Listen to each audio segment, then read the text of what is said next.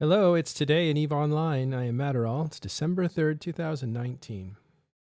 Today we're going to talk about the monthly security report, as well as the implications of downtime being removed. There's a test going on tomorrow.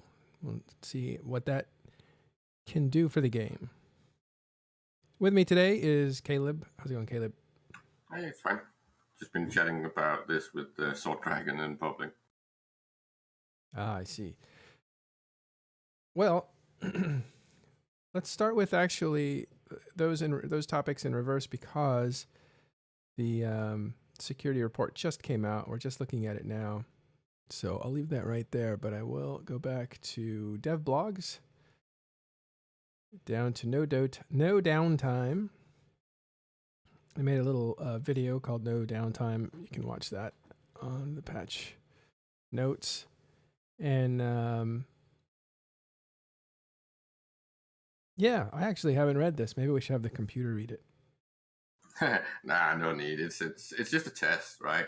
They're basically going to cancel at least one downtime, and then see what's actually going to happen with the service, just to see if they can push the frequency. So there's a bigger window of game time before you actually get downtime, and then it's also to get. I think it's potentially to see if you can get rid of all the historical abuses that revolves around downtime, right? Because it's been a long discussed issue of how it was basically benefiting some people in, I think it was Aussie time, that could basically go in there and hoover up minerals and things like that and take advantage of the fact that the server was coming back fresh. And then, of course, the whole saved by the bell issue, which is being abused a lot in the meta when it comes to strategic warfare. So to explain that a little bit, to unpack that, downtime happens once every day, and it used to be a full hour, I think. Then it was like a half hour, and now it's, I think, sitting at like 15 minutes or maybe even less than that, like 10 minutes. Yeah, sometimes even all the way down to like 5 or 7 minutes. So they've really increased the speed of downtime, which is good. So it's still it's no longer that window of being blacked out, pun not intended. But it's still abused because the old spaghetti code, things like respawning things and all of that maintenance, is still running only when downtime happens, right? So just something like moving downtime out to 48 hours theoretically would halve the replenishment of, say, roid belts, right? So there's so many things from changing the whole mechanic of downtime. And as I said, the whole time zone thing, that because of the time that it happens, it benefits the people that are then available to actually play. So especially Aussie time, which pretty much means that first dibs for that time zone when it comes to all the resources that's just replenished, right? So historically, that's been abused, and people have felt like they were cheated because they came back to empty belts because everyone has just hoovered them up while they were out doing real life things or sleeping. Right. Again, let me back you up just to unpack it for people that don't understand why these things are issues. Downtime goes down once a day, goes down for a few minutes, but it interrupts the game. So there's gameplay that stops. And what you've seen over the years is, well, downtime has always been in a downtime that affects the game the least. So they pick the lowest population time, which is almost always Australian time zone. And that means 6 p.m. Australian time, basically. That's when you come home from work, you turn on the game and you start playing. Wherever you are in the world, that's your time zone. So if I were to do that in the United States at 6 p.m. on the Pacific coast, that is US time zone. If I come home at 6 p.m. in England, that's EU time zone. So in Australia, it's actually 6 p.m. Australian time zone, or right around there. So for other parts of the world, that is about noon in England. And for the United States, at least the Pacific where I am, that's like 3 in the morning.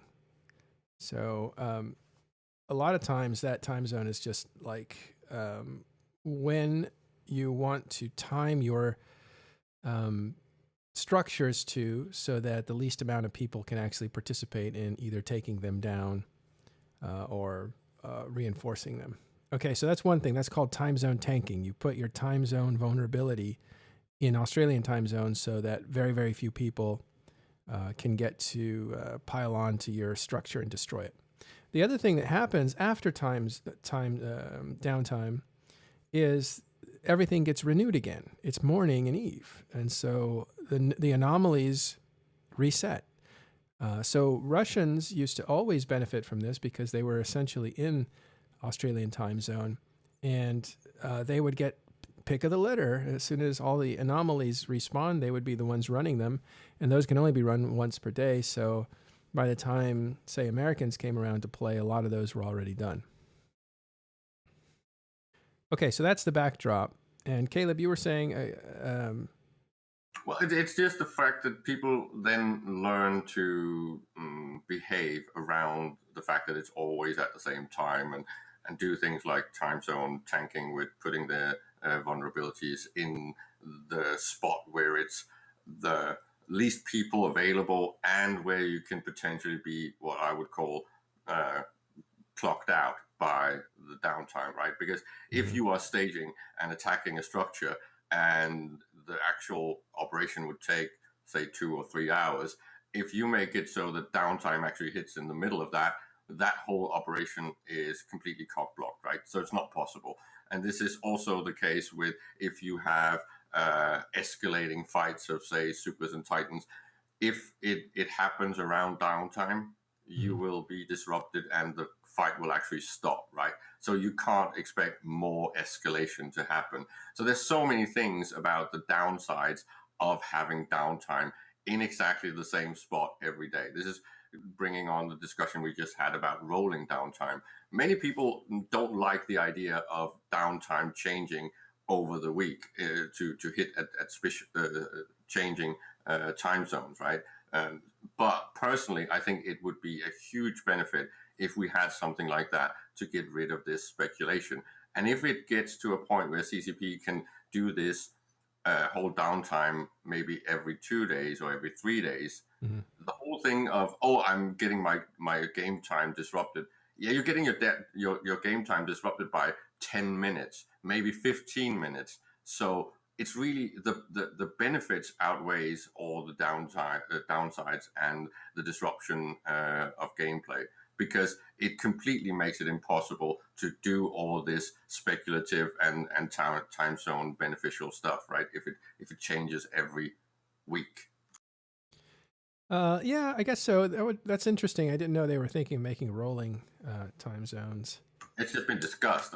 We haven't heard them confirm anything. It's just this test shows that they at least want to change the frequency to be longer, so you actually get these windows of time where you can actually stage real combat and sieges. So that benefit alone is really huge. I just think that discussing rolling time zones when it comes to downtime is really important, because even if it's minor, right?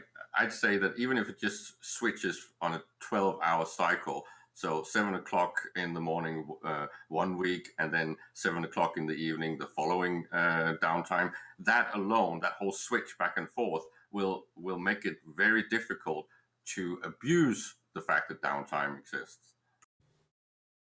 Well, so Doug Dinkle, who's part of CSM there, tells us in chat, first thing is just a test to see how the multitude of systems can handle it. So that's what this Wednesday test is. It's December 4th, as you can see on screen. And he says there is technical debt that needs to be surfaced and understood. So it seems like this is definitely an exploratory moment where they're going to see like what breaks and how the systems actually react to it before they can start to figure out a solution, and if that might be downtime rolling or disappearing altogether. I guess they'll have to figure it out after they do this test. So it may be a while before no downtime actually exists. I want to say hi to Arya. How you doing, Arya? Hello, good morning. Good morning. You said something. Oh, go ahead. A lot of the things that are maintained at downtime, aside from from all the respawning of things is also clearing caches and making sure that there's no errors in the system, and that the server pretty much goes back to a zero state, right? A fresh state, and starts over. So there's so much that happens at downtime, and seeing how this affects the servers when you're pushing it out to double the time. Can you still do the fast downtime, or will you suddenly have to do it for maybe double the time, or maybe even more? The whole efficiency thing is what they really want to test. And then there's also, if I'm not mistaken, there is still, I think Dunk mentioned technical debt. There's still stuff they don't really know exactly how it's coded and what it does at downtime. We've asked for changes to respawn rates when it comes to asteroid belts and things like that. And they keep saying it's not as easy because the whole way that that's coded is a bit old and might be very sensitive to changes. So I think they also want to look at that. And as I said, just by moving it, because they're not respawning more, right? So if it's 48 hours, they're not respawning 48 hours worth of stuff. They're respawning the same 24 hours worth of replenishment. So putting it out at 48 hours actually halves the replenishment speed of stuff like roids. All right, we'll get to the more advanced stuff in a little bit. I still want to hit the basics to understand downtime fully. Ari, I think I heard you talking about what downtime looks like in other games. So, right. The whole idea of a daily downtime, we really don't see that much anymore. We still see downtimes mainly on a weekly, and that's due for various IT reasons. These servers need to be patched, the security updates, just like we have on our computers at home. But you really don't see daily downtimes and the games being shut off on a daily basis. And I think it's good that CCP is investigating whether they can push it out or eliminate the daily restart entirely. Yeah, I would expect to see something like distributed downtime, and to see if they can actually not take everything down, but maybe just partial things down. So you kind of stagger things, and you don't really have a downtime. You just have a services unavailable in, say, a region of space, or specific services in the game might not be available for 2 minutes, something like that. So you get to a point where maybe we are not even seeing a real downtime a whole week, right? But then we see these small resets or flushing of cache stuff and all these things, because I think that could be distributed and on a node to node basis. So I think they're going to experiment with these things and see how much they can actually push the envelope technologically. Yeah. Right. But in other games, like ArcAge, what happens in those games when downtime hits, if they even have it? So in some of those games, they still have a weekly downtime, but they still have those jobs that need to run daily. We have things like that in Eve. We have belt respawn. We have calculations of price in the UI when you have price information indexes. Every 5 minutes. But what happens if you did that when the game's running? In some games, you might experience a little lag, but you don't get logged out. You don't have to re-log in, recreate your fleet. It's not used as a safe mechanic where the server comes down and all your supers are now safe. I'd be interested to see if CCP can start seeing if those tasks, sure, maybe they can be run every 48 hours, but can they be run every 24 hours with the game up? And what would our experience be like if they ran these jobs with us logged in? You said something interesting there, safe mechanic. That's something we didn't talk about earlier. Sometimes you will have fleets that, or events that'll happen, again, time zone tanking, and waiting for downtime is kind of a safety measure because it interrupts everybody and breaks the connection for everybody. So you can use it as an escape route. So what that might look like is if you had a very, very valuable thing that you needed to move, like a keep star, for instance, and you weren't sure if it was going to be ambushed, and it's very hard to make sure that you have every possible angle on something like that covered, you would plan it to happen maybe 30 seconds before downtime, which would be a mistake, by the way, but that would be like the planning that someone would do. That way, if things go wrong, there's no way that people can ambush you and destroy you within 30 seconds of you picking up that keep star and therefore everybody would break for the day. And you could stay logged off having that keep star in your ship, and you could log in weeks later when nobody's looking. So that's kind of what using downtime as a safe way of kind of calling a timeout. That used to be done a lot when people would deploy station eggs, because when they were building a brand new station, they would drop an egg and the egg would turn into a station over a period of time. And so you would use downtime to interrupt the process of attacking that process. So people couldn't destroy your egg or your station before it actually got anchored. So that's kind of one of the strategic things that downtime used to bring. But again, going back to having it every 48 hours or not being able to see it, or some things requiring a full shutdown of the game, could happen maybe once a week, etc. These are all things that would eliminate that as a strategy. Would be very, very interesting. Yeah, especially combined with the fact that we are getting some changes to vulnerabilities and the structures, right? There's a few things that are going to hit before the end of the year. So again, all these things combined is just, in my opinion, potentially very healthy. And then I don't know if this is actually what Hilmer was referring to when it comes to resources, but at least he promised some sort of resource nerf as well. So it looks like CCP are really serious on fixing some massive core aspects of the game.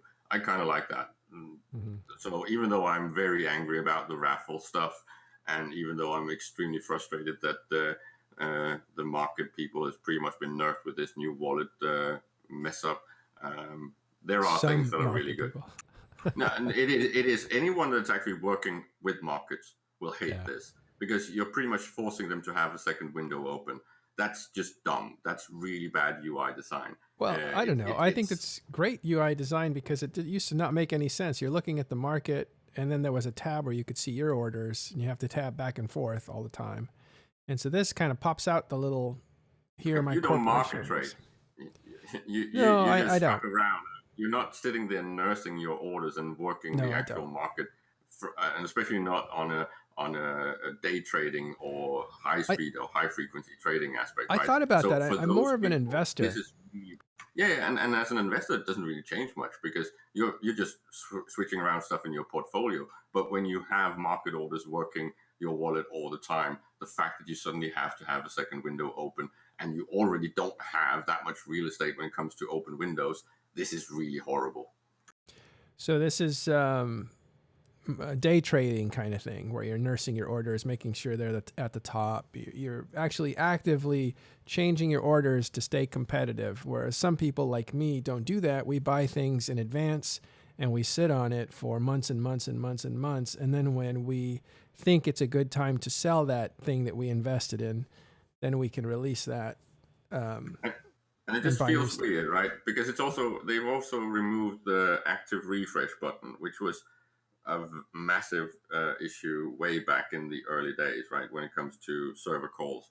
And of course, you could argue that the fact that there's no longer the active refresh means that people can't spam that button to pretty much do server calls. Yep. So there is benefit from it, but it's just potentially so dumb. Instead of you could have reduced the frequency with which you could actually push that button, and it would have been a much better way of nerfing that. Removing it makes it very problematic and annoying to be a market trader.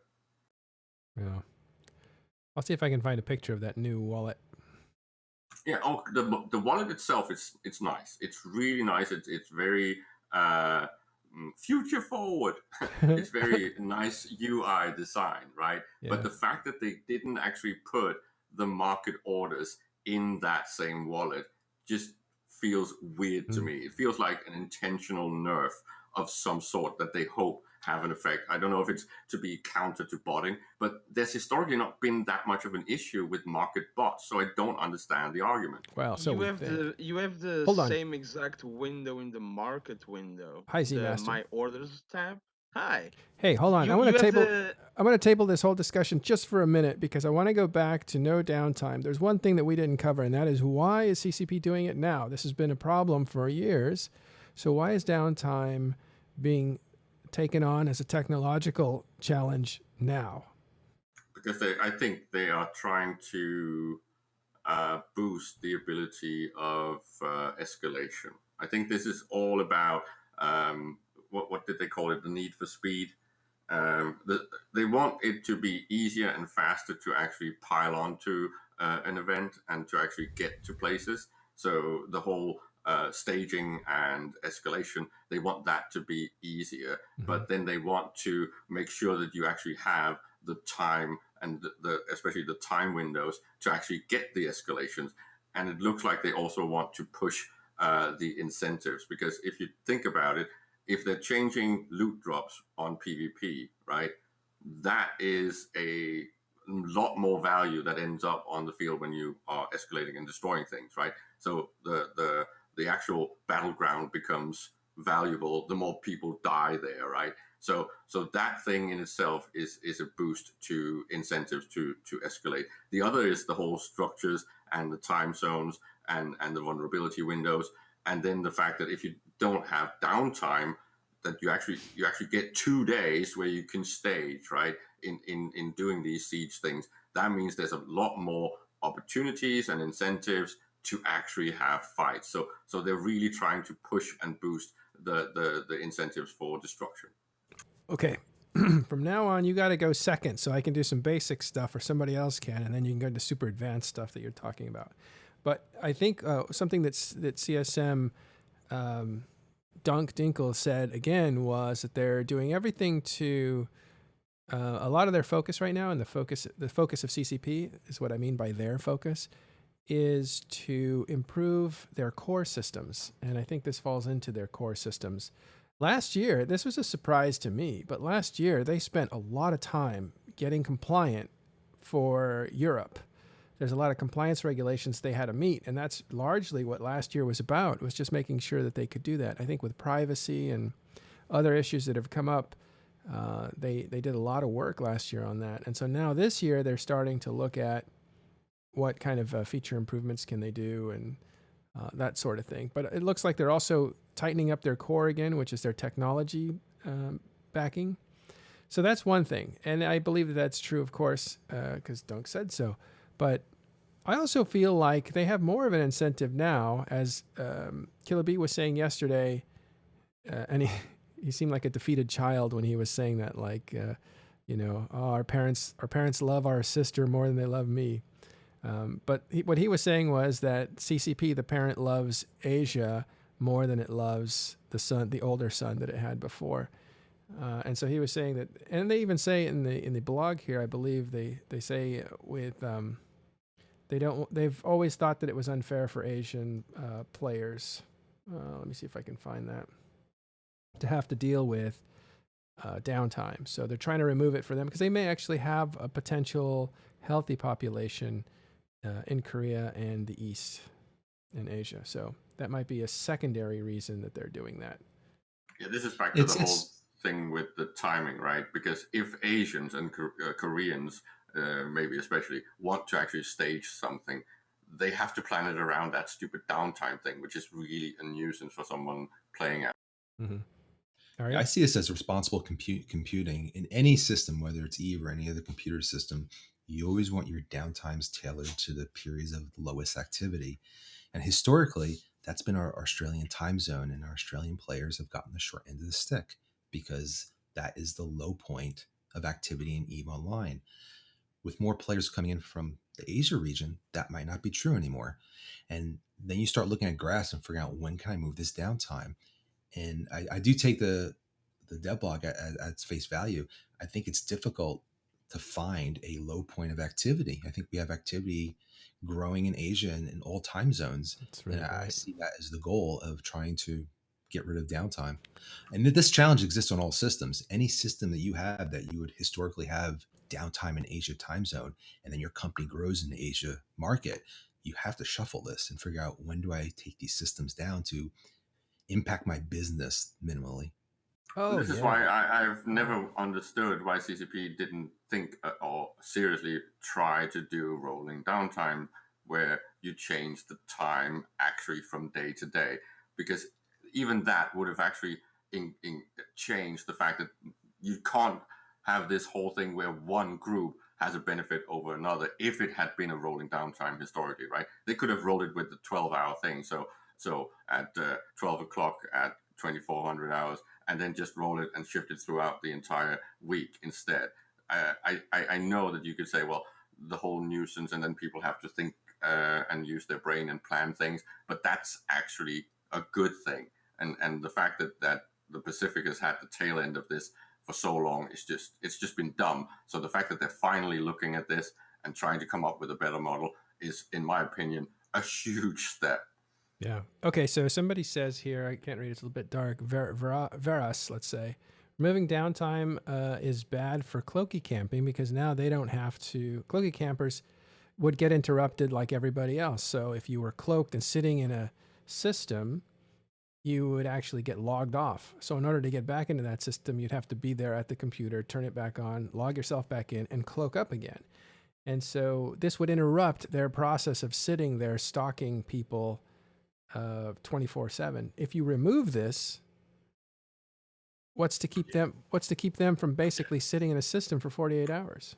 I will bet you money that Team Talos and Rise are thinking of a plan to nerf cloaky camping because they know how horrible it is to the meta. I also think in general the whole bombers are going to get a nerf in some way. They know that these things are problems, and especially someone already answered the question, some sort of fuel system when it comes to cloaky camping and forcing them to actively do something. That's most likely what you're going to see very soon. Well, then this whole thing becomes a non-issue. Cloaky camping is an issue. What that is a ship has a cloaking device, and it has the potential to call in other ships. And so you would sit there and wait and wait and wait. And of course, if you were cloaked, nothing could really detect you, so you could walk away and have an entire day before you came back to your computer. Meanwhile, everybody who's trying to utilize that system for grazing purposes, for making money, is sitting there aware that there's somebody else in that system that they can't see, and at any moment that person could strike. So you're sitting there with the terror or the oppression of that while you try to do things. And what'll happen is when the person comes back, they will fly to their intended target and light a cyno, and in comes a Black Ops battleship and destroys the mining ship that was getting stuff. So essentially it's a way of oppressing with fear a certain system. And if you multiply that by multiple systems and constellations, then you can oppress a region. And I think that's the terror of it. If I know Rise, he's going to come up with something really annoying and nasty, like tying the actual cyno lighting and the actual fueling of cloaks together, and then balancing the bay size. So you. I need to get you off this whole Rise as Messiah. He's going to save Yvonne. It's not that he's a Messiah. It's that he's always thinking when it comes to actual game design. Maybe not macro stuff, but micro stuff. He's really good at you guys are out these... putting too much on him. Basically saying like, "Don't worry, Rise will take care of it.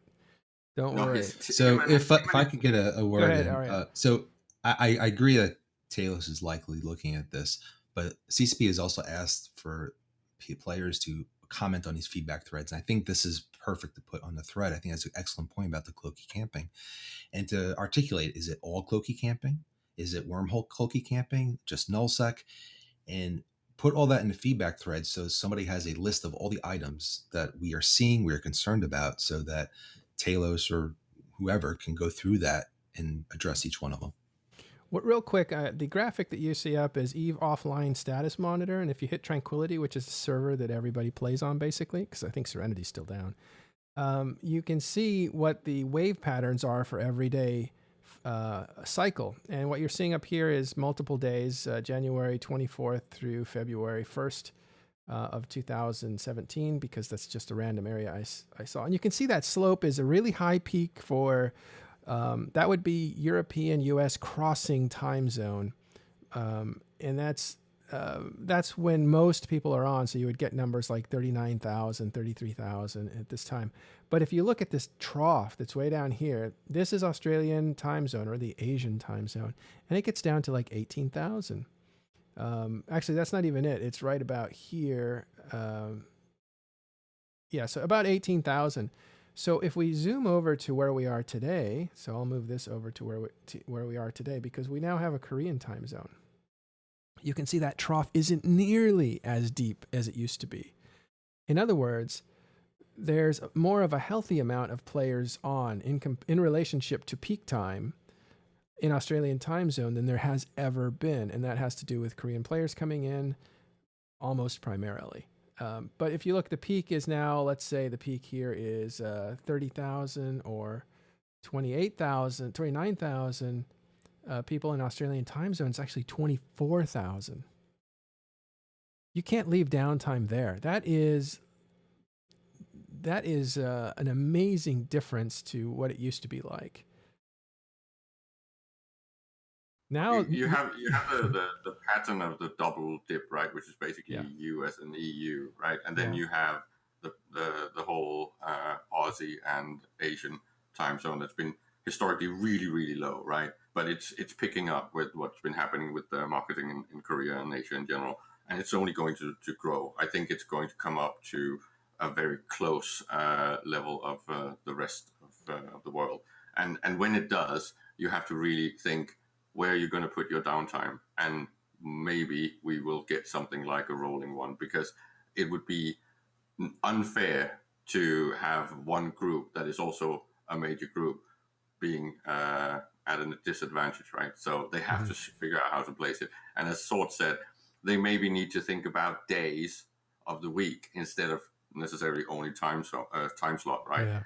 So he said one of the things that is strategically beneficial is to put it in a day like Mondays, because most people don't want to stage at Mondays, but they usually do so Wednesdays, Tuesday, Wednesday, when they want to do something on scale and massive, right? Yeah. So you can't put it in the middle of the week, but that will also change when time zone tanking shifts, because you put it in the middle of the week because that's where there is least players active, right? So that whole speculation will change. So what was real and true yesterday will no longer be true. We have to find a new normal. That's why, even though Sword is right and we are right, we might not be right in how player behavior would change if CCP changed downtime.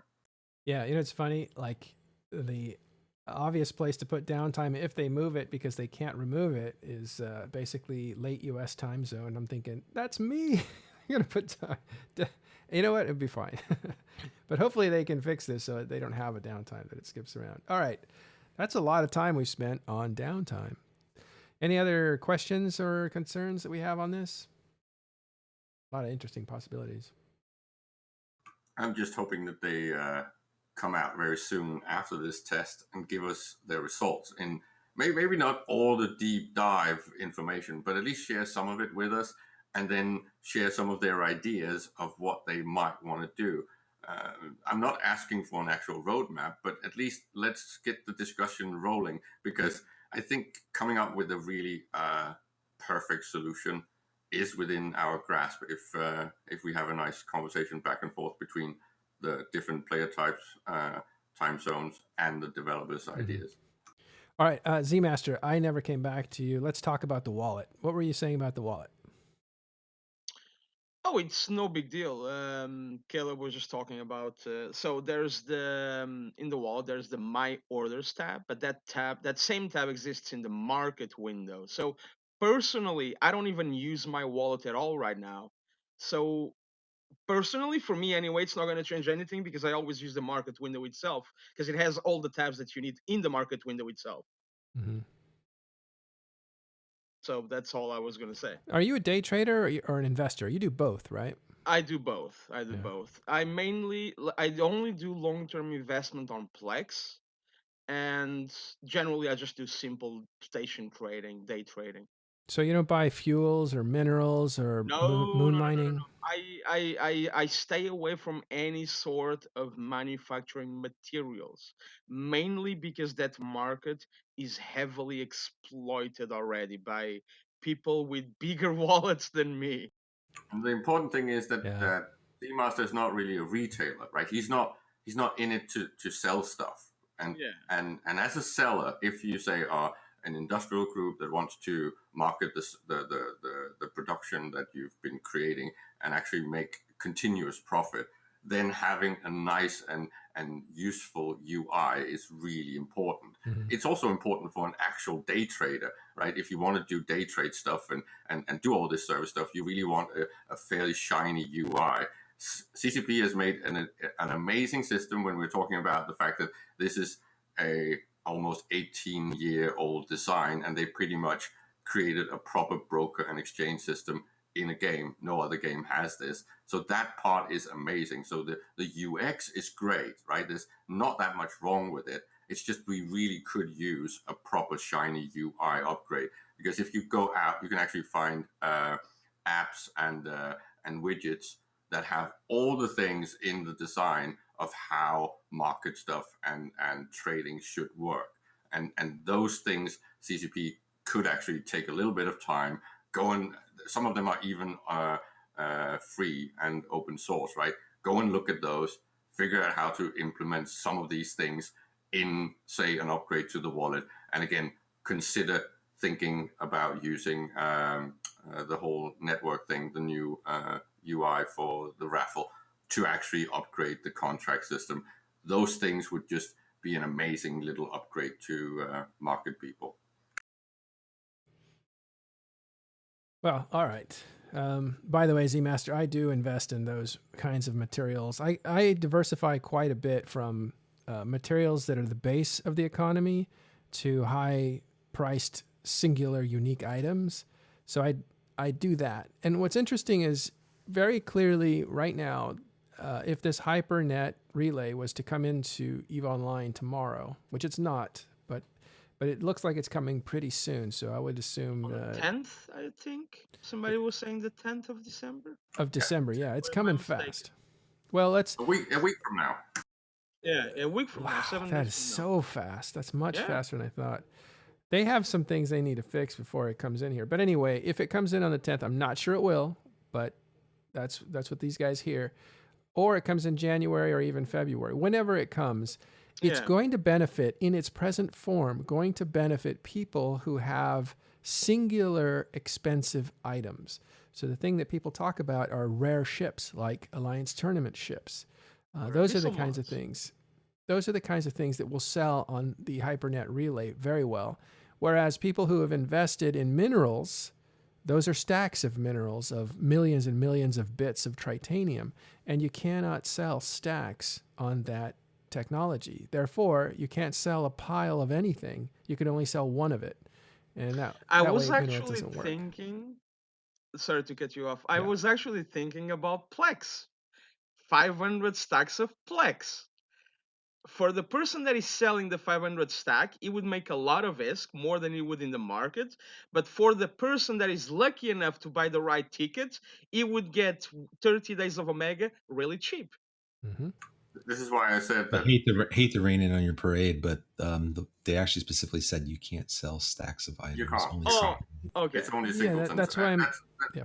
That's the point, right? Okay. See, Master, if CCP you were listening, you would have heard what I said. That's exactly what I was saying. But Sorry, it's an guys. important My point, bad. right?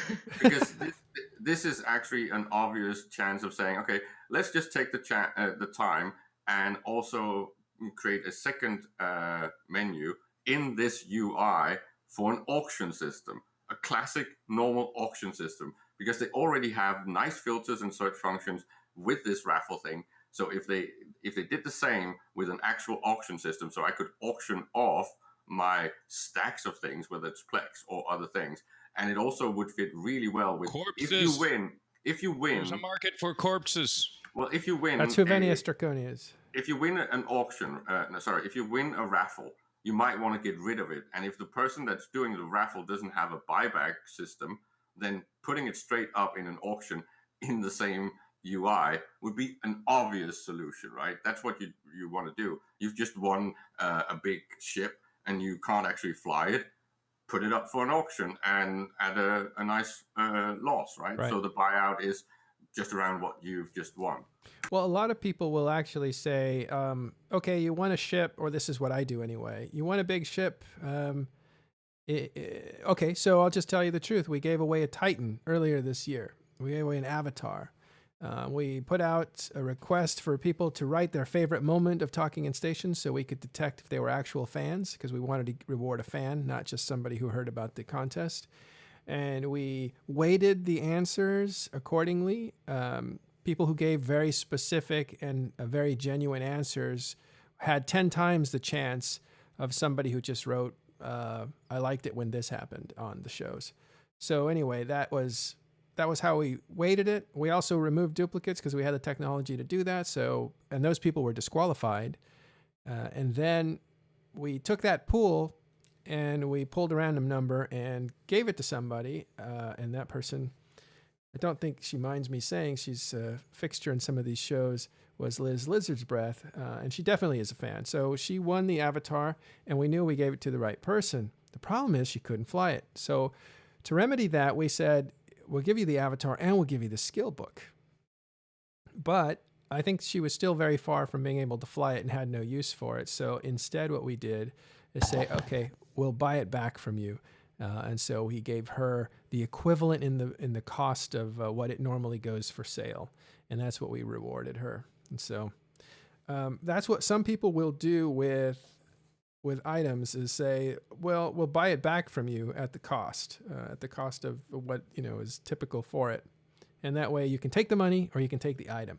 But now what you're saying, Caleb, if I'm listening correctly, is, and take notes, E-Master, this is how you listen correctly, that when you get awarded some ship that you have no use for because it's too advanced for you, you have a method of actually unloading it for big bucks.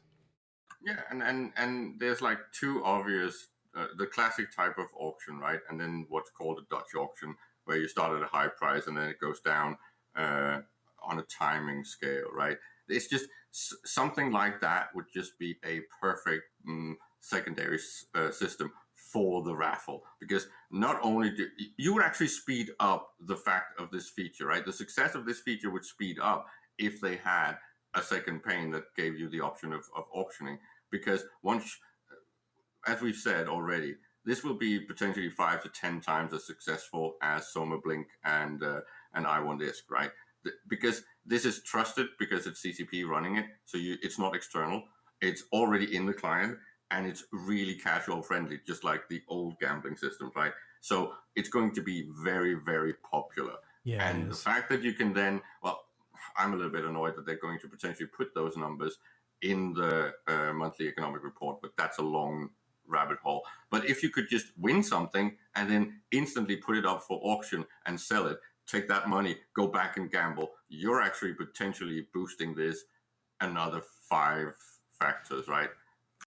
Yeah, this Hypernet relay is just going to be so popular. There's no doubt it's going to be popular. And it's unfortunate because there's a lot of objections to the gambling aspect to it. And again, if you're a gambler and you have some self-control, which actually don't usually go hand in hand, you can tell CCP to say, shut this feature off for me. This is bad for me. And they will, or at least they've said they will. And the problem is that gamblers don't actually work that way, right? Caleb, you were saying? Well, this is really the fact of what will change in the game, because this is going to take so much of the daily ISK movement that it's actually going to outcompete the Plex market, if I'm not mistaken. To answer, let's see, OdaTap 1000, he asks, the nodes cost real cash to bid on, right? I don't see it being popular. No, they don't take real cash. They take ISK, only ISK, to buy a node. That is a ticket in the raffle. To create a raffle, then you have to buy these things called hypercores. And the hypercores you can buy on the market for ISK, or you can use Plex to buy them. Because they're actually created from Plex. And so either somebody can buy Plex, buy cores, sell them on the market to you so that you can start a raffle, or somebody who doesn't have that option or doesn't want that option can buy Plex, buy cores, start an auction, start a raffle. So that's how that works. As far as the this being popular, I think it will be incredibly popular because even I played with it for a few minutes and I was like, this is actually fun. It's fun to play it, and the novelty might wear off, but I think the chance of getting something at 1/8 the price, or 1/50th, or 1/500th the price that it normally costs is a very alluring prospect, and it's so easy to do that it's actually quite fun, and also I don't know. I just think that this is also going to transfer into Eve Portal at some point. I honestly do, because it looks like it's the right form factor. If you look at the wallet, it looks like that could go on Eve Portal too. I think you're going to see a huge move to make a lot of the features in Eve Online portable to the casual player on their mobile device, and that would be just easy money for CCP, because now you're starting to spread Eve through into people's real lives.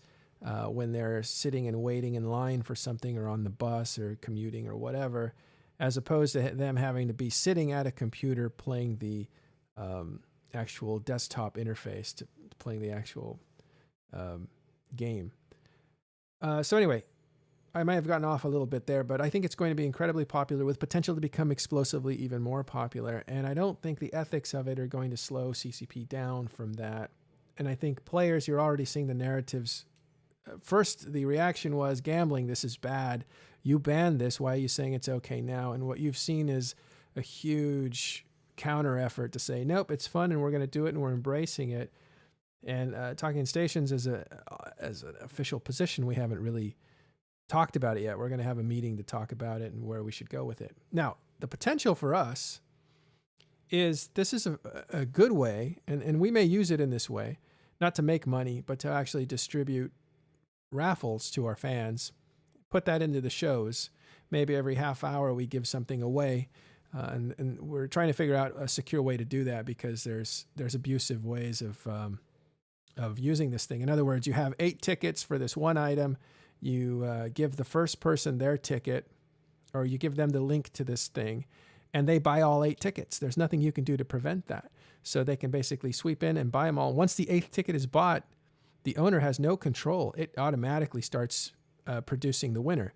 So somebody comes in, they do a multi-buy, because you can do that. You have a little clicker there, and you say, I want to buy 8 tickets. You buy them all, you instantly get the prize. If we're giving something away for a really, really discount rate, and somebody does that, they just ran away with a huge discount rate, and none of the other 7 people get to participate. So there's different, we have to figure that out, and we have figured out a way to do it so that people can't do that. But as you can see, it's got potential to be fun, and if people like that sort of thing from Talking Stations, actually. So I would count on your guys' feedback if you want to see like giveaways, right? Because streamers do giveaways. What do you guys think? I have like 7 guys in here, and none of them are talking. Oh, I wanted to talk. It just, yeah. I know how you feel about gambling, but how would you feel about Talking Yeah. Stations doing giveaways? So I kind of made a revision on my hard position on gambling. So what? Because I tested it a lot. As you said, it's fun. Yeah. 1 second. But the thing is, this is not wealth distribution. This is poverty distribution. So in order to make it wealth distribution, you have to make it into a closed system. So, for example, a corporation or a group should only do raffles within that group. So if you have an alliance, you're going to have specialized teams to do those raffles that people want to bet on, so the money doesn't go out of that alliance or out of that corp or that group. Mm-hmm. And raffles are going to be a very interesting thing for giving resources to streamers. So you can make a raffle to get ISK for you to raffle forward, or it could be a way of you getting incentivizing people for participating. It's going to be, it's entertaining. I think, as you said, a lot of people are going to use it. But I don't know. I have my thorns on gambling like pretty sharp on that. So Well, it being fun is part of the problem, isn't it? yeah, and it's quick. It's not even the fun part. It's the quick how you jump from one raffle to the other, and then you can participate as many, or you can buy all the tickets with just a few clicks. Hmm. It's something. Yeah. I don't think it's ready if you can. I think the owner should be able to say, I want to purchase the remainder of the tickets to make this auction go. But I think you should have a setting that says, you know what, one person, one ticket, and that would prevent that. I think that you're going to see some adjustments like that coming out of CCP before this thing hits the mainstream. It's right now, there's a couple things that are too devastating for it to work right. One is if you cut and paste a price in, like let's say I'm going to sell this really expensive ship called the Marauder, and I put it in there, and I'm going to copy and paste the usual price for that in there. There's something about it not pasting correctly, and it would add 2 zeros to the price, and therefore you would actually set an auction up that would send it into the stratosphere as far as how much the overall value you're looking for would cost. If that happens, you can cancel because you don't want somebody to get involved with that. But when you cancel, you've already lost 5% of that giant number. So that's a problem. Yeah, that's just a coding thing, I guess, with decimals. Yep. They were going to fix that. You can bet on it. What I think they have to add to the mix is that they have to add ACLs, so you can actually do raffles Those just are between a certain access group. lists. Those Yeah, are access an lists. access list. In Yeah. other words, limit who can actually participate in the hyperlink relay yes, or the that Hypernet. that Yeah. that that's going to be vital. And another option that they need is just one ticket per character. It would be amazing if they had one ticket per email. That would be even more amazing. So if you want to do a raffle and you just want to, nobody's going to know, right, who the character is, because when you click one, nobody is going to know who's going to be the next character who's going to bid. So if you could make it so it could be a one per account or one per email, one per person, that would be amazing too. Mm-hmm. Those would be 2 good changes. There's a few other things they need to work on. There are ways to scam. I was working that out with Lux, one of the many people in our think tank that comes up with ideas, and there's definitely possibilities of scamming. We won't go over what they are, so we'll have to figure out how that can get fixed before it actually hits prime time. But I think that's why they put it on the test server, so that we could play with it and we could give back not only technical advice, but bug reports, and then also talk about the ethics of it, because now we've had a few weeks to digest it. Although it's coming very fast if it releases next week. That is incredibly fast. So one thing that actually I won't talk any further about this, but I've been looking at this and its implications beyond even EVE Online, and how this could be used for good and for bad. But we'll talk about that at a different time. It's too early to get into that stuff. Point is, Hypernet Relay, it's actually kind of fun. I hate to admit it. It's actually kind of fun. It isn't as gaudy as I thought it was going to be. One of the issues with Summerblink at the time was that there was also scamming involved, meaning there was multiple characters, bidding on the same item. So a real person would have less chances of winning. But with the Hypernet relay, that all will never happen because it's controlled by CCP. So people will kind of trust it in a way that the system is fair and it's a fair game for everybody, no matter who you are. Well, it's also a random number generator. So this isn't an auction, which we wanted, right? We thought, well, this would be great if you had an auction. But the problems with auctions is you can be bidding against false people. So the owner puts something up and he bids it up himself with 3 or 4 different characters. You jump into it and you buy it at a price that's higher than you wanted to pay for it. And the whole time you were being pushed up and up and up by the actual owner of the item. There's that kind of manipulation that can happen. So this having a random number generator basically says one of these 8 people is going to win this, and the game determines it, not some kind of scheme. But let's make sure that we don't conflate abuse and scamming, right? Because one thing is deliberately creating a design that is borderline illegal, right?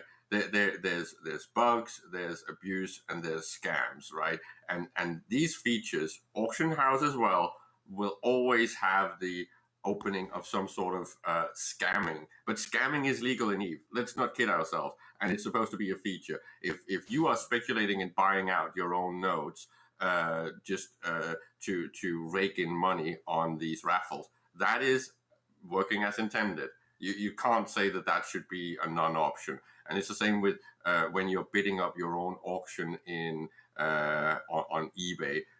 That's a feature. It's not illegal, right? But this is why I think we need to have a discussion with CCP whether or not they want to put this whole feature and many of the potential extra feature added on ACL and ESI, because that would be a huge improvement for the player base. Because then you could start doing things like limiting who's actually got access to your relay and whether or not you want someone to be part of it, and you could have pretty much voting people up. So that's why I say that this whole thing is going to be an oligopoly. There's going to be 5 or 10 people doing this on a massive scale, and they're basically going to be the go-to guys that you go to when you're raffling. Right. So the competitive part of me is like, I want to be one of those 8 to 12 guys that is doing this. You should be. It's an obvious thing because you already have a platform. You already have an audience. And this whole game feature lends itself so well to Twitch streaming because it's pretty much the opposite of opening loot boxes. Instead of when you're opening a loot box on Twitch, you are the benefactor, right? You win when you open it, and people vicariously follow you winning. Here, the actual gamblers are the spectators.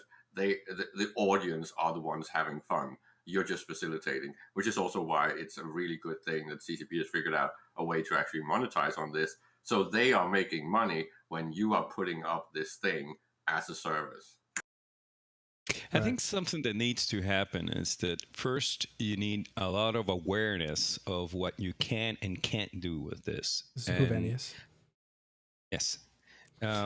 So you need to put out a lot of training videos for people to know the limits of what's sane and what's not sane, I guess.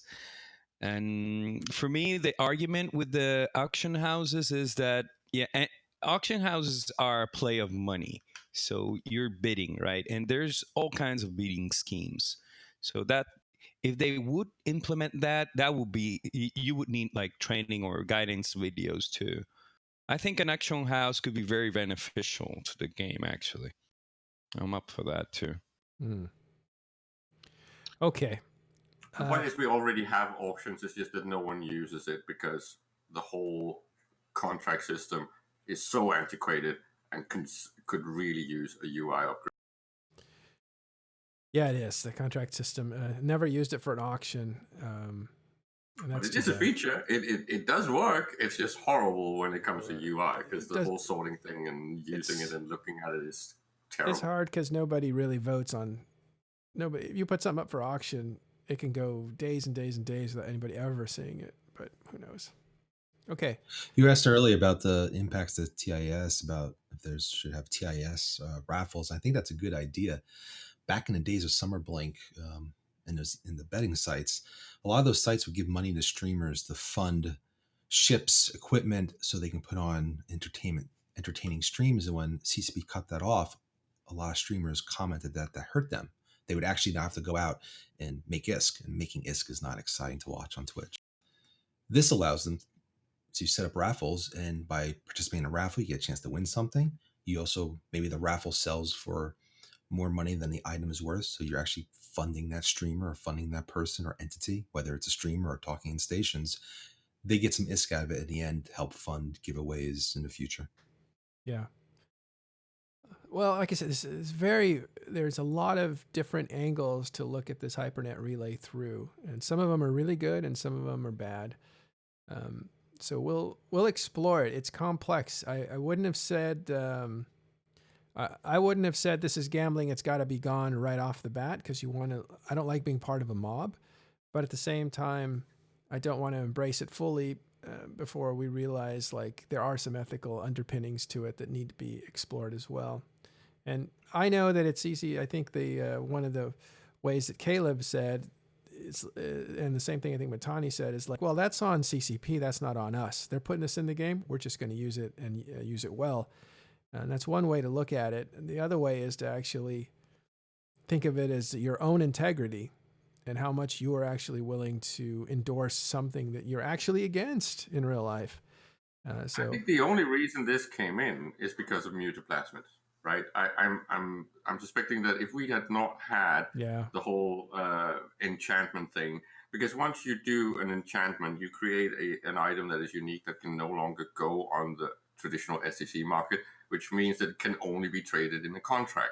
And the contract system, as already mentioned, is horribly antiquated. So it's been pushed out to third-party services outside of the client. So putting this in is by necessity, but it also potentially leads to a lot of incentive for CCP to then pretty much iterate on it and use it for something very potentially good when it comes to upgrading many of these systems. The fact that they're rolling this one out first is because, well, this is the easiest way to get activity going on these things like mutaplasmids, right? Yeah. Okay, we're at the hour mark, and let's actually transition over to something else. There's a lot more to say on Hypernet Relay, and we will say it, and we'll go through it. You'll see us struggling with it real time. But for now, we're going to put that one away and talk about the monthly security report for July 2019. Why did that come out? Oh, that didn't come out. I was deceived. All right. So there is no monthly economic report out today. This is something that was put into links, or actually put into public. Somebody was referring to it, but it was a necro. Okay, so I guess we can wrap up the show. I was hoping there was an economic report because a monthly security report, because they did not put one out this last November. So I was wondering if it just came out late or not, and that's why I saw that in there. I'm gonna have to tell people, like, when you post something, you've got to say necro link or something. Isn't that the etiquette? Yeah. Can I just say that I think it was kind of cool that they actually made that little teaser about Downtime. I think it's kudos and a great job that they did on creating some video promotion material. I just think that maybe on a negative side, they should have taken the time to also create a little video demo on how the relay actually works. I think it's so intuitive. How could you not know how it works? Like I went in totally blind and I figured it out in 30 seconds. It's literally, oh, there's these cores and it tells you right there, this is how you buy the cores. Okay, I'll buy the cores. Bought the cores, put them in there, typed up how much, an item that it needed. It was just literally, I don't think you could not understand how it works. Getting good at it might take a little time. Trying to figure out what a strategy is, like what the price point is for the item, that sort of thing. I think there is some optimization or efficiency that you could bring to it. For instance, again, we're talking about the Hypernet relay, not security. So let me go back to that page. One of the things that you can do is try to optimize how many cores you use, but you'll be saving yourself something like 400,000 ISK per instance, which isn't that much ISK in the grand scheme of things. So you could basically say, here's the border between using 2 cores and 1 core. So I'm going to, and you have to find it. I'm going to tap down into 1 core. That way it rounds down instead of up or whatever. And you save yourself the price of 1 core. But if you're going to do that for each of those items, unless there's a spreadsheet, you can plug the number in and then you would price it just below the second core. It's just that kind of efficiency doesn't seem to work in the long run very well compared to just saying, yeah, I'm going to mark it up a little, 400,000 more ISK. But this comes down to, okay, how big of a percentage of the player base actually bothers to log into CC, right, and test this themselves? Oh, Second I see. is Yeah. how many players actually go and watch Twitch to see how the players do this? Why not just make a YouTube video? It would take 3 minutes of doing this, and you're introducing and promoting a completely new feature. Well, because of it's the not game. released yet, right? It's on the test server. It's not released, so we don't know what form it's going to look like when it comes out. It'll be nearly this that we've seen, but maybe they will put out a video when it actually hits playable space in the game. They could have made a video saying, here's how it works, and then we feed back that, yeah, this doesn't work, that doesn't work, and then they have to fix it, and then they have to make a new video saying this is how it works. So I think they're still in the development process with it. It's only on the test server. Well, and as I've said, right, I might be against the whole gambling aspect, but as a feature, this is a really good design, right? Yeah, it is. It's actually quite brilliant. So why not hype it up? Why not promote it? Especially when you've already said, oh, due diligence is fine. This is legal. Put it out there. Let us get hype about it. Let They people totally actually see took this the and be opposite. excited. They did not want us to get hyped about this. Did you notice? They were like, we have this thing coming. It's the Hypernet relink. We're not going to talk about it. Let's go on to the next slide, please. Like their presentation skipped right over it. And I am hyped about this. I think this is a game changer. It is. Because it is so CCP in its design. They've hit some really important aspects, right? The ISK sync, the Plex syncs, so the monetization, the whole gambling aspect, but not gambling. The fact that it can be used also internally as a loss leader, where you're doing it for your own group. It's got so many things, and the fact that it is flipping the table on gambling participation on Twitch streams.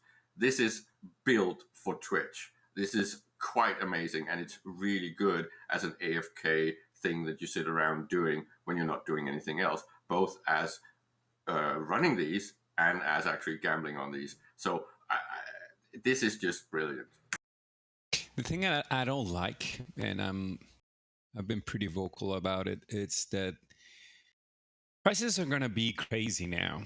Like there are going to be demands for ships that don't have a real world demand because they're just aspirational ships. Titans are going to go up, for example. Like there are so many Titans you can build or can have on. You can't do it on structures, so no, that's not going to happen. Yeah, you can. Access Access safety. You can just transfer it from a Citadel on the same system with access safety, and there you go. You can sell it. Then you're adding cost on it, and Well, I don't you just think add that the cost that's to it. necessarily what it's going to be. Yeah. Here's the thing. We haven't Just do a actually markup. published. We haven't actually published how to get ahead with Hypernet Relay yet. Like we have ideas on how to do that. We're still working through them, but at some point we're going to have a show saying, not only is this how Hypernet works, but this is how you can get good at it, or at least do best practices on setting up your auctions and stuff like that. Hey, Teddy, I just saw you jump in here the other minute. How are you doing? Good. How are you? Good. You were saying, because you're someone that I talked to about this, how do you get a Titan into this process? Is it even possible? You'd have to asset safety it from a CubeSat into those. When it goes to low sec, it doesn't go to a player station. It goes to NPC station, right? Yeah. But you can only do the Hypernet relays from NPC station. Right. So it's in the right place. Yeah. Okay, so here's the thing. This will be one of the tips that we explore.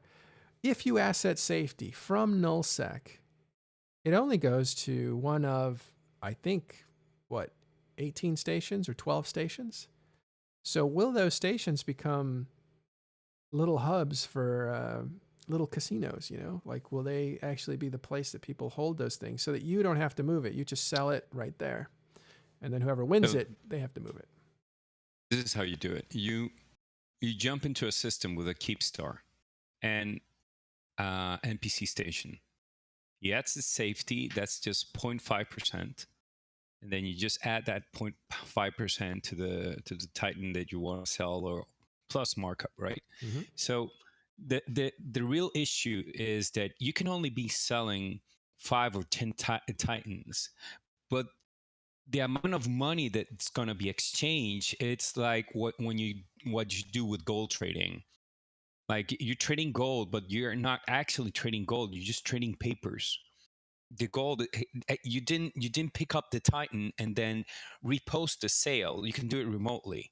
So if somebody buys one titan or wins one titan, they just can reshuffle it, right, or sell it locally by contract and get the money. And you can just with 10 titans or 20 titans, you can be moving raffles on on an exponential rate like that.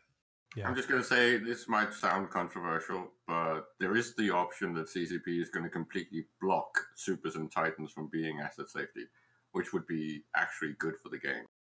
Right, because they get moved into areas that way. That's how you move dreads into Delve NPC to be able to attack goods, right? That's what Omeka said he does. And that's brilliant. Yeah. And the whole fact that you have these things in asset safety is actually detrimental to the game. So if they remove that option entirely, we would actually never see Hypernet raffles of supers and titans, which would be good. Why would that be good? Because we don't want this to end up some sort of weird supers and titans raffles in space, because that's not the intention of the feature. Well, how do you know the intention of the feature is not that? Because it's more about mutaplasmids and triglavians. Well, that's an assumption we made, which is a good assumption, but I think it's for everything. So, Meteor, I'm going to ask you a question. What do you think people are going to use more? Titans on raffles or Titans in game? In raffles. So there you go. Then you're going to have a price set by the man of people doing raffles, not a price set by people actually using the Titans. And this is actually dangerous, because you're going to have a demand for trade goods that it's not really based on the real Eve world usage. That's my concern with this. It's also a really good way to launder ISK. Yes, this is definitely gonna be used for laundering stuff. For sure. I don't know. The banning numbers are going to explode. Yeah. Well, we'll see, because I think they're going to be kind of gentle on Hypernet relay users initially. I don't think they're going to crack down on them quickly. I think they will wait till it becomes a problem, because they want adoption. They want good adoption. So they tend to let things go for a while when they want good adoptions of their features, right? Because they put a lot of work into a feature, they release it, and if people don't use it, they've just wasted a lot of time. If people use it, even if they use it badly, it's something they can fix a little bit later when enough people get mad about the way people are using it badly. So I think that's their strategy, is they're not going to be really, really cracking down on Hypernet problem people quickly. They're going to basically try to fix the problems quickly. It's going to be a great way to send money to spies, I can tell you that. Yeah, if you're still into that. Spies seem to be such an old school way of doing things these days. Like sending money to spies is already a solved problem anyway. It's pretty easy to do it without a trace. Oh yeah, how do you do it? You can either use the deliver to option and delete the notification, or you can just drop Plex in a dead space and just say that you bought Plex and then job done. Yeah, I think you could also, well, anyway. So there's different ways of that this is going to cause problems that CCP will have to basically stomp out. There's already people telling me of ways that they could use it that aren't quite ethical, but it seems like it would be effective. So be careful. What I was thinking of doing is doing a lot of shows on Hypernet and things to watch out for when you use it. You know, when does something smell fishy, and try to make people educated on how not to get sucked into bad deals on the relay. Isn't there a good chance that the gankers that already exist around the low-sec capital trade hubs are going to have a field day, because now there's quite a good chance that somebody just rolls the dice, wins a capital of some sort, and just goes, screw it, I'm going to take this out. And then, Oh, yeah. Every jump system possibility out of Podian will be camped, I'm sure. You know, like Podian is a place where a lot of stuff funnels in from Nullsec, right? You have the drone regions, and you also have the southern parts like Scalding Pass and Wicked Creek and all that. All the Minmatar stuff goes into Podian, which is one of my favorite stations in all of EVE Online. I have a lot of fond memories at that place. But there are other points of concentration. We don't know exactly what's going to happen there, because I have a feeling the really expensive stuff is not out in nullsec space, except maybe these supers and stuff. What you'll need to look at also is the empire that's building the most amount of super capitals and titans is Delve, and Delve has an NPC space. So I think you might see a bazaar become really popular there for the Hypernet relay. But what I think might be interesting is the political implications of wealth being funneled out through high-priced and powerful items from empires that want to keep those items suppressed and among their own group. So you may see Delve become a strange casino where builders in Delve and Period Basis and basically the Imperium regions are selling supers and titans out to people who are not part of their own group.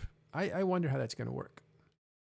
I think they're going to like that, because they already struggle to convert a lot of the stuff they make into cash because of the local market. Yes. So the ability to sell capitals at basically market rate to random people is a boon to them, I think.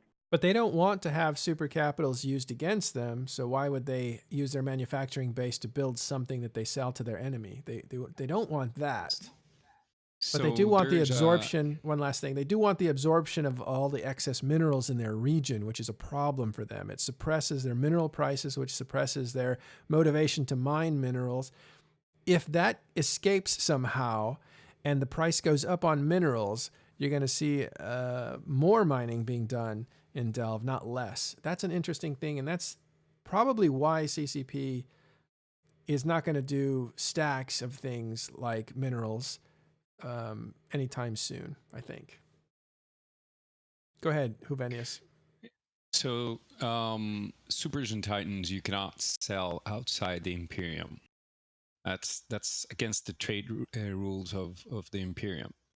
So, when it comes into raffles, there's going to be an delicate matter, since it's against policy.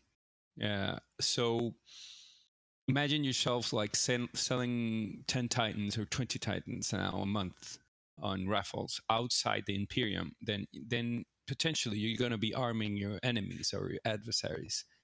I don't think that much is going to happen. Like, everybody's going to try not to sell their titans outside the Delve or the Imperium. I don't think that's going to happen because of policy. But what is going to happen is that these traders and industrials are going to have hubs in lowsec, building them to put into raffles. That's going to happen. I'm sure of that. Well, you can't build those supers. You can't build super capitals in lowsec. You need to build those. Well, you're gonna. Yeah. Well, no.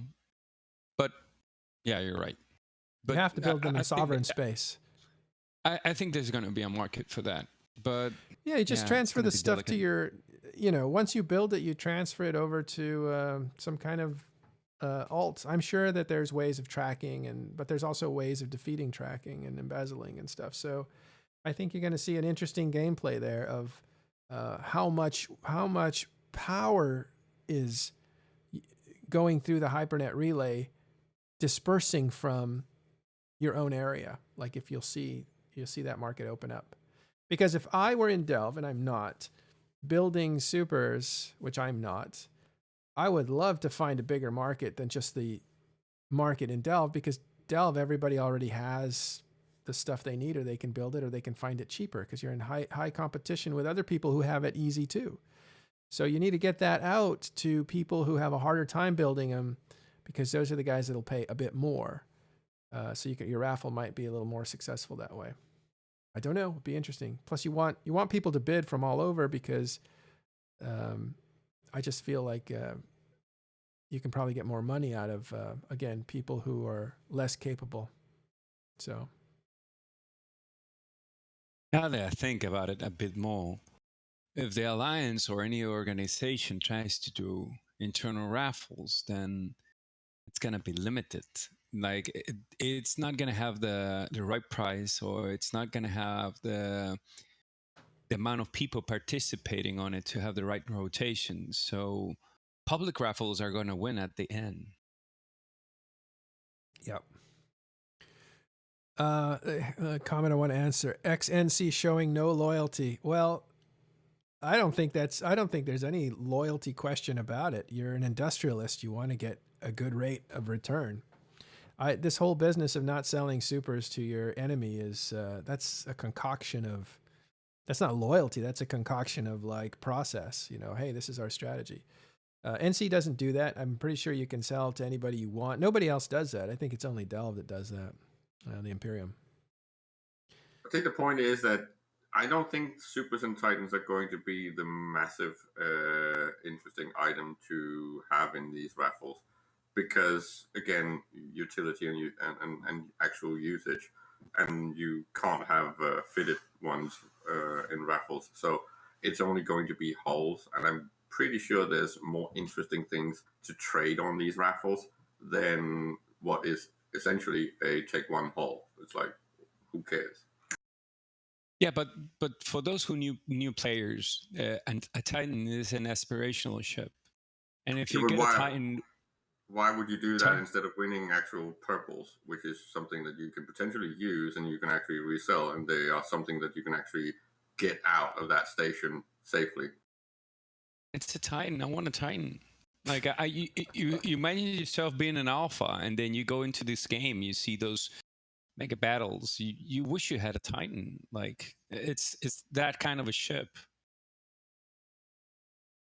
I'm pretty sure people will be more interested in actual rare stuff and mutaplasmids, because they are a lot more valuable than a fucking Titan. We'll see. Yeah. I don't know. I think we think in terms of Titan and big numbers and people that you would sell to, but this is not where the market's going to be best used. This Hypernet relay is clearly going to be abyssal stuff, unique stuff that is one of a kind. This is where you're going to see Hypernet really work well. And if I were somebody interested in using Hypernet, I would get into, at this point, all the abyssal stuff. And I'm talking about the technology that comes out of there. I would probably try to create some items or buy some items now, because those singular, unique items are the ones that are best suited for this relay. But I would also look into getting my hands on the new hotness, which is the Zenitra, I think, or something, and that is a dreadnought from, well, it's not abyssal, but from the Triglavians, who are abyssal dwellers. So Triglavian dreadnought, that's going to sell like hotcakes on this Hypernet relay. Whoever gets that kind of stuff for the first 6 months is going to make a gazillion ISK selling it through Hypernet, if Hypernet is working. I'm going to tell you a couple of winners that they're going to be hot on Hypernet, like faction citadels. Since they have a limited number, they're going to be hot as cakes. Keep stars. I think keep stars are going to be a thing too. People are going to, whoa, I want a keep star. That's going to be a thing. Mm-hmm. And game ships, Titans and Supers, for me, I think that's going to be hot too. People are just going to buy it because they want to say that they want a Titan or want a Super for a 200 million ticket. It's just going to happen. Yeah, for 200 million to be able to have a ship worth 50 times that. Yeah, Rework the numbers. faction BPCs, I think. Depends on the faction. Some actually take a lot to build. Like if you're going to do a Galente, you might as well. Those BPCs don't go for that much money because the build costs are so high. That's where the real expense is. But the Moloch and other, I think also the Mordus ships, the Komodo, for instance, the BPCs are very, very valuable because the build cost is equivalent to a usual Titan. So it depends. There's always a balance. Is the blueprint copy valuable or is the ship valuable? I'm not sure you can actually do blueprint copies on this. No, not copies. Oh, well, there's no indication you can't. You can do skill books, right? Well, it's the whole repackaged thing, right? Does it come repackaged when it drops, or is it packaged? The blueprint? I don't know. The blueprints don't have a package state, do they? I don't think they do. It's already been mentioned somewhere that copies will be able to be sold, I think. Oh, interesting. That's weird because they come out packaged. Unpackaged? Assembled. Oh. Well, they're assembled. You can't stack them. So I see. it would be weird if you can actually put them in there. I'm wondering how they're going to do that. Okay, that is a good point. But if they can be, I think it's great. That's the kind of stuff that belongs on Hypernet Relay, the unique high-priced items, because you can break it down, and somebody who doesn't have that much money can actually get in on some of that action if they're lucky. And the people selling can actually make more because people are bidding aspirationally, not realistically. Hello, Against McLeod. my better judgment, yeah, you're going to have like those Revenant. I want a Revenant. Right. Sweet. Let's see. Oh, Arya says, yeah. You probably can't sell BPCs there, says Arcanor 1981. Dazzling Spod says that's already been talked about and you can. Now, it may not have been in print that it was talked about, but Rise has come into Talking Stations on several occasions talking about Hypernet, answering questions, kind of getting a feel for what people thought. So he's answered some questions, and that was why we knew that CCP would shut it off for you if you requested it and things like that. But interesting. Well, there's a lot. There's a lot here. We just need to keep trying to figure out how best to use this. If it's going to happen next week, which is so fast, but then again, it's not there. It's not unprecedented. It is precedented.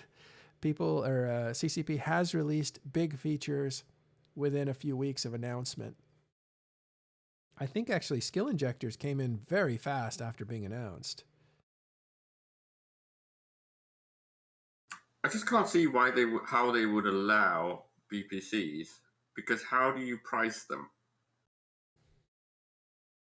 It's gonna be really subjective. Yeah, that's subjective. No, but the system. How does the system value them?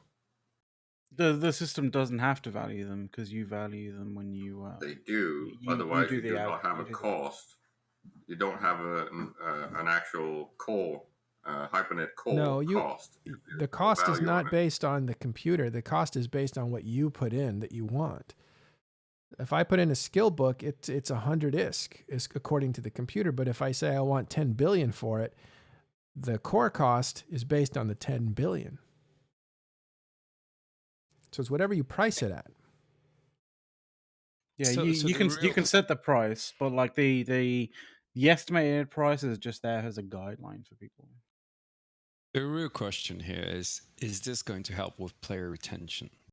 That's my every time I think about this Hypernet thing and all the interactions and what you can sell or not, at the end I just think, is this going to help with player retention?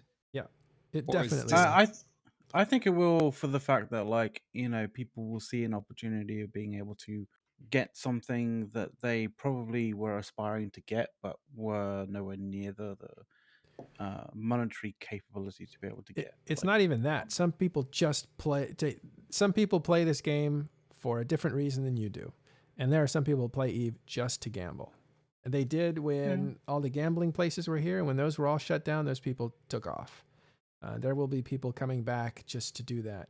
A lot of people in their downtime, when there's nothing going on, will try to do this for fun and for luck. Probably losing more money than they gain, but that will actually, I think you're going to see the PCU go way up. Actually, more people are going to be online participating in this. I mean, it's I entirely think possible. that's the something difference like between Summer Blink and the other sites. In the Mm. past, you would watch these sites offline. For Yeah. this feature, you were logged into Eve client. And if you're logged in, potentially you might undock. Well, This is- it's easier for you to just suddenly jump into a fleet, or for a QRF fleet, or if someone's calling for a roam and stuff like that. Like, it's just easy if you're already online and you're just like partaking in a little bit of sort of Hypernet relay action kind of thing, to just jump into a fleet rather than compared to if you're offline having to like start the launcher, start the game, etc., etc., log in. Yeah. And all that kind of jazz. It's a faster route for people to get into, organized organized activities, which is nice. But I think Meteor hit on Yeah. something that's going to be on the mobile version of the ePort. Oh, you're fading They're out. just going to put. They're going to put it on the mobile app that they have on the Eve portal thing. That's just going to happen because you'll be like blinking on your cell phone, and that's going to be revenue for CCP. Oof, so much. Oh, Total Reach says, People why are gonna can't... get so poor from this. Yeah, hold on. Total Reach says, why can't it be something we manufacture? My issue with this is that it's a money grab when all other games that do this type of thing aren't subscription based.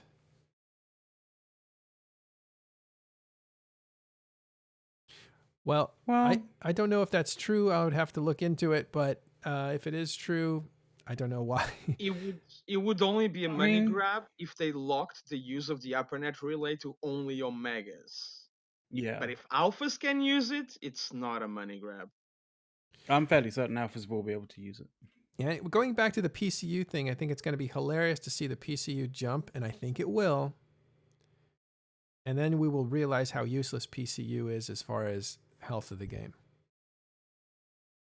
It's just one indicator. But there'll be a lot of people sitting in stations doing stuff, not necessarily going out and doing stuff. And the idea, Huvenius, is I think what you're getting to, is this good for retention? What kind of retention? Does it matter if they're sitting in stations just helping the economy? Yeah, I always play. We have a term that we use a lot on our corp. It's called the 000. The 000 is somebody who doesn't know the game, doesn't have ISK, and doesn't have skill points. He came like totally naked to the world, and he comes totally naked to Eve. So we always on our organization think about the 000 player coming into the game and how we scale up this player to be an alliance member with capitals, for example.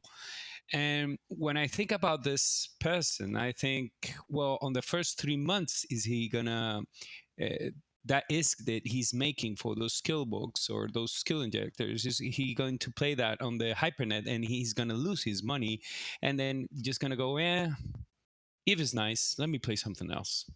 And that's my concern right there. I think one of the strongest corporations I ever saw as far as socializing was I Want ISK. Because when I went to interview them about their role in the war and what was going on, they had like 20 guys online sitting there all day long, talking to each other. Some would come and go, and they were very friendly to one another, and it seemed like a very cordial group to belong to. And that's what impressed me about them. I thought, oh, gambling is disgusting, and I do think gambling, it can be disgusting. But they were very nice people hanging out with each other. It was kind of interesting. You have actually reproduced the same thing in TIS, right?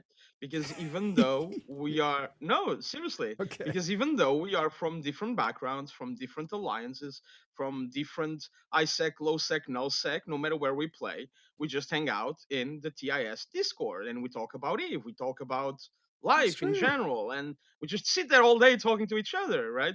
And even though we are nasty to each other sometimes, it's never personal. It's just, it's just a joke or something like that. I hadn't thought about that, but you're right. I have to say they were nicer to each other than we can be. but but yeah, a lot of those guys were very, very experienced players, and some of them were very new, but they all kind of had, they were all welcome.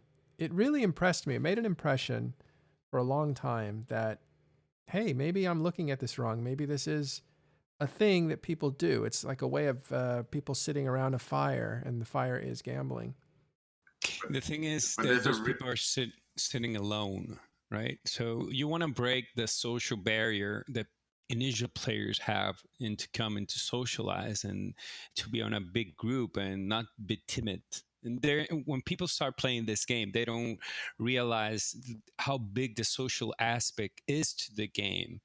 And my concern is that if they start gambling without social interactions, or how much is this part of the game or not, or how important it is for you to save up money or save up ISK to skill up and buy injectors and buy skill books and whatnot.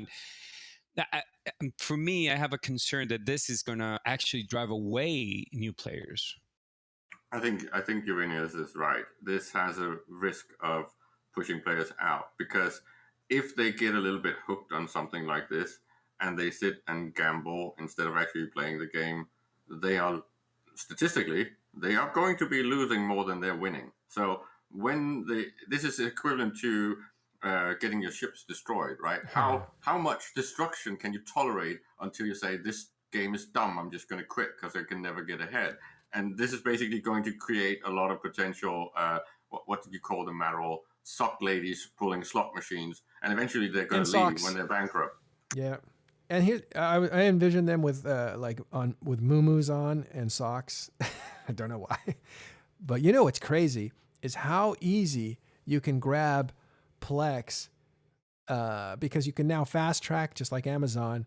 You are buying of Plex, you put your credit card in, you say, yeah, I already pre-approve all the purchases, and there's one button on the interface. So if you need cores, you basically hit Plex and you buy it without even looking, and it is so fast and frictionless, from paying real money to getting cores to put something up for raffle, that people are going to blow more money on EVE Online than they actually want to. That's going to get a lot worse if they introduce it to more, because you can just push one button to bid on something, and it'll say, oh, you haven't got enough ISK. Press here to buy Plex, done. Press here to sell Plex, press on here the to other bid. side of things, yeah. And there's a tragedy, right? Because potentially the whales that credit card and give money to CCP, in the past, this kind of content, when people actually credit carded, it created some sort of content in game. This doesn't. Sure, There's it does. nothing. No. How? Yeah. It's redistributing ships. A person that buys a thing is likely to use it, or maybe to resell it, but is also likely to use it.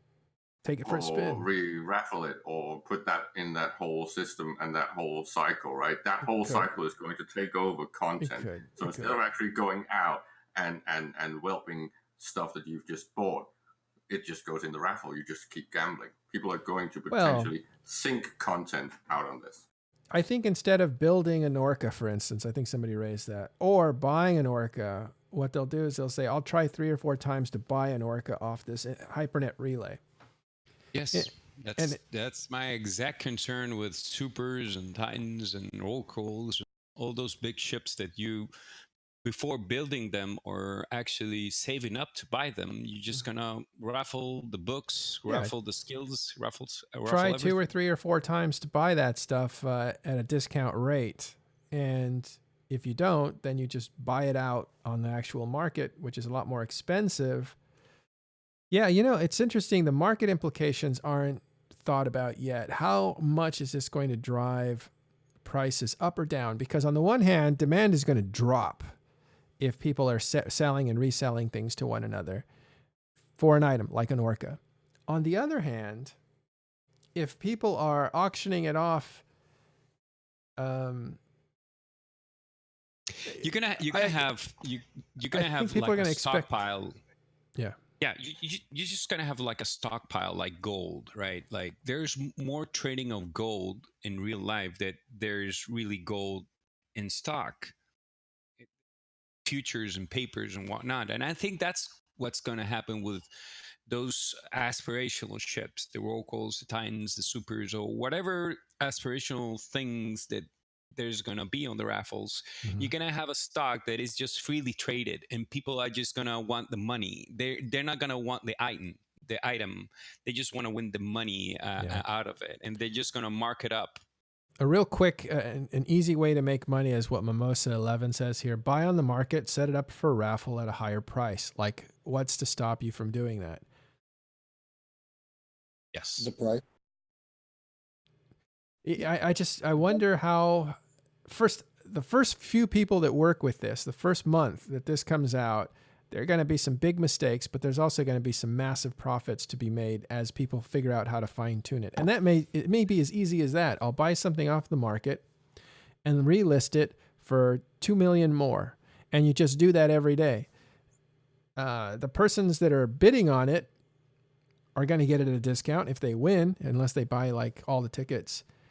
And everybody ends up winning.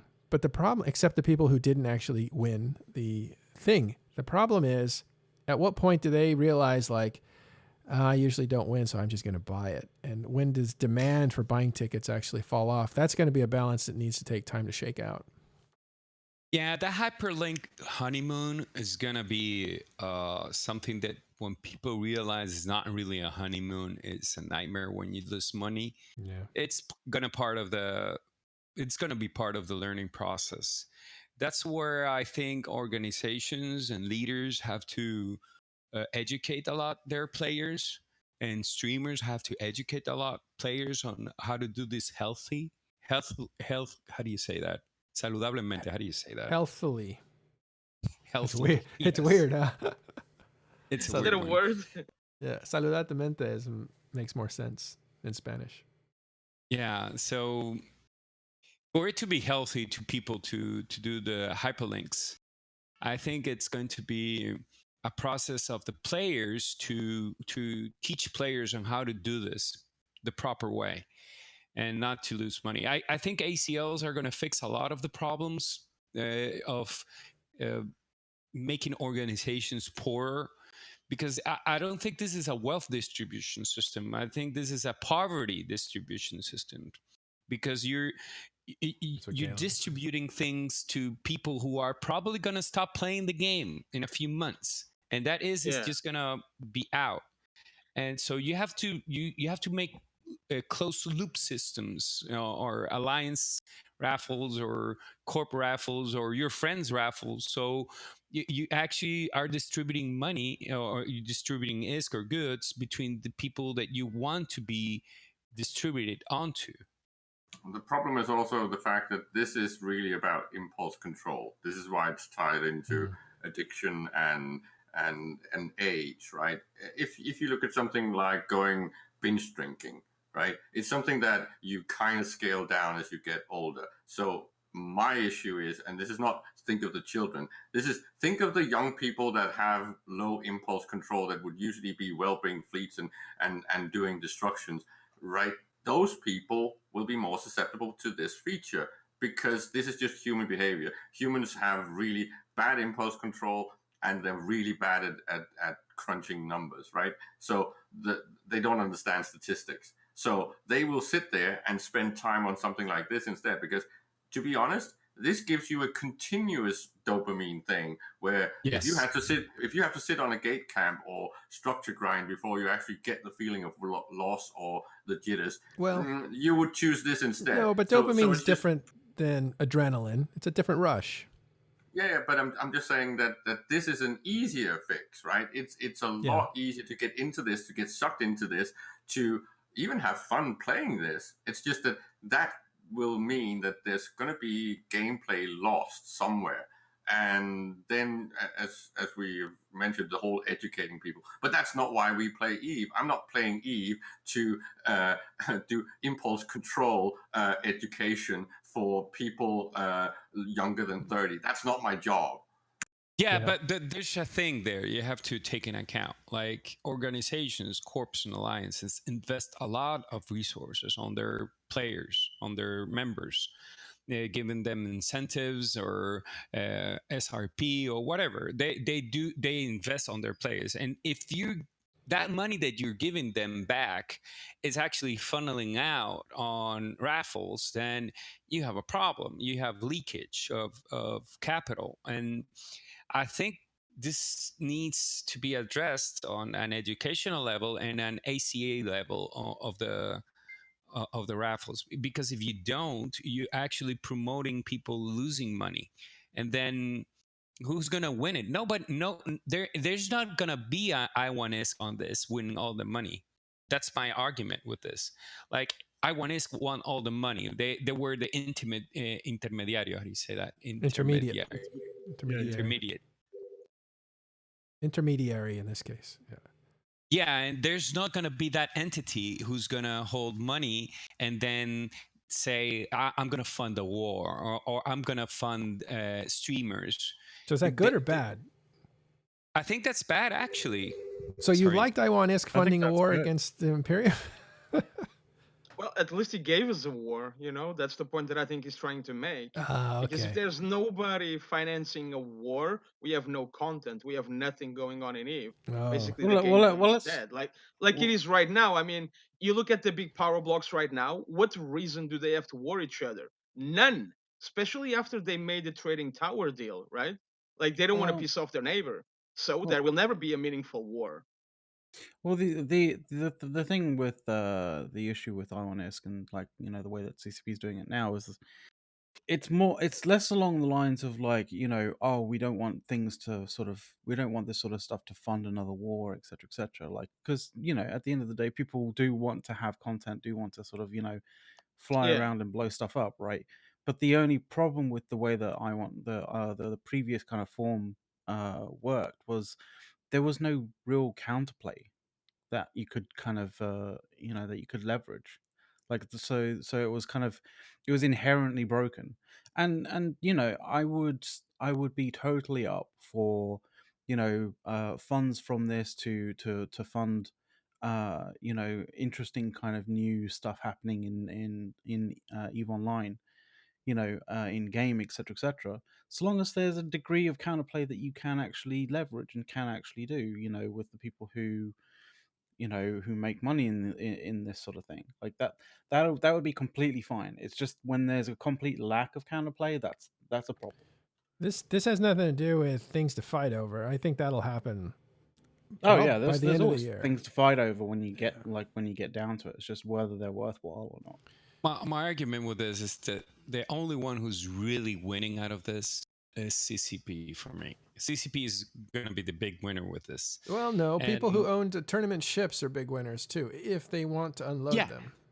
There's plenty of win to the ecosystem as well, Yeah. because Yeah, this yeah. is going to take a lot of things and put them into a market, and there's going to be a lot of ISK things, and basically you're going to see value changes on the high-end items in a massive way, and this is potentially really a good thing. The problem is the actual game activity might tank.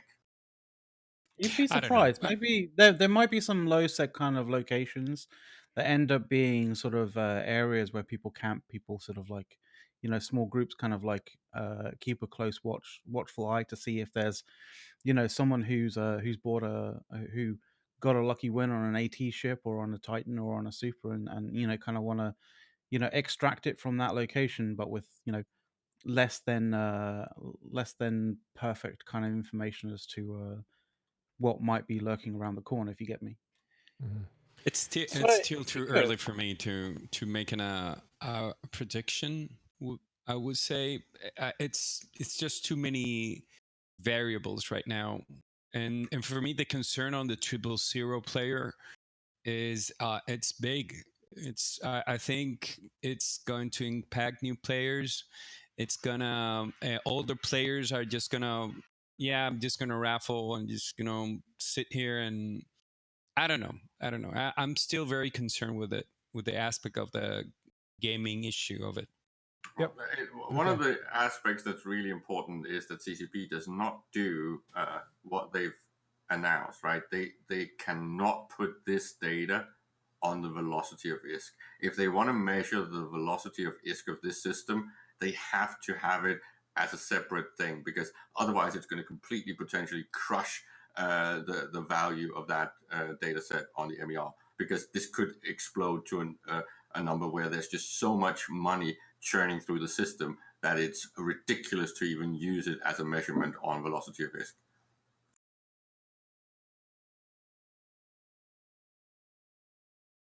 Because what was the numbers that they gave on Soma Blink's activity when it comes to actual economic activity? It was a lot. Hundreds of trillions, right? I mean, the thing is, like, I can completely understand where you come from, Caleb, because like if you bring this to like a real world kind of example, it's kind of like looking at like the distribution of electronic goods around the world via the internet as being one and the same of, like, sort of actual physical good distribution, and kind of lumping it into the same thing, which really isn't the case. Like, you shouldn't lump those two things in to the same, to being the same metric or being the same kind of like data set. It's just it just wouldn't make sense. There need to be separate points, right, on the MER. Also, because we also want to know how much is actually sunk out as an ISK sink from this system, but don't necessarily put it on the rest of the game's ISK sink, because it's just going to make it completely nonsense reading the MER. But this is really potentially good for the economic health of the game. It's just, as Eugenius was pointing out, there is a little bit of creating porpoise, which might be really bad. All right, we're going to leave it there. It's 2 hours, way longer than we intended to. We go on for much longer. Again, you're always welcome to TIS Discord. You can find it through talkinginstations.com. We discuss these kinds of things all day long. And I would like to say there are some fleets coming up on the 15th, and I think the first for New Bros, and we'll give you information on those coming soon. The next few shows that we have for Talking in Stations on Sunday are going to be a year-end review. We're going to do the most influential player and organization of EVE Online, according to TIS. That's going to be awkward. Before the end of the year. And we'll put that out in a survey for you guys to actually nominate, because we want to make sure that we cover all of EVE Online, not just everybody we come in touch with. But I want to thank all you guys, Caleb, Arya, Dazzling Spod, Juvenis, who took off, and Z-Master for coming in and hanging out with us. And thank you for watching. We're going to raid Torvald Urez, so stay tuned for that. It's a lot of fun. He's a PvP brawler that goes into the PvP arenas of the abyssal space, so he's very good at that if he's not doing anything. All right, thanks, guys. Here you go. Oh.